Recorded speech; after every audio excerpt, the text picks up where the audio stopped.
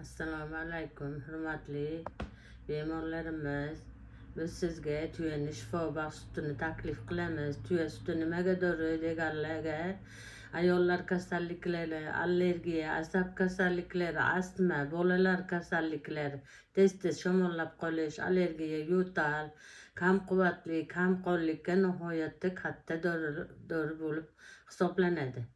Qandli diabet asoratlarini oladi. Qon tomir yetishmovchiligida ham katta shifobaxshligi bor.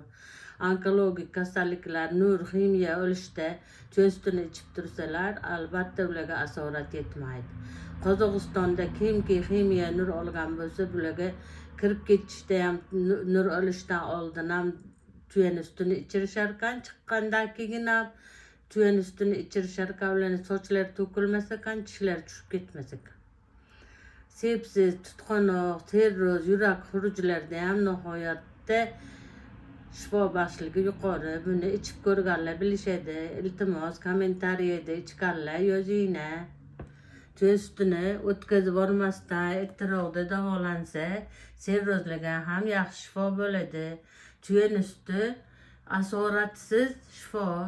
Buni ichib ko'rganlar bilishadi. Kommentariyada iltimos fikringizni bildiringlar. Tuya suti tuzalmagan kasalga shifo ekanini bilamiz. Qandli diabetda asoratlarni ham yaxshi shifo qiladi.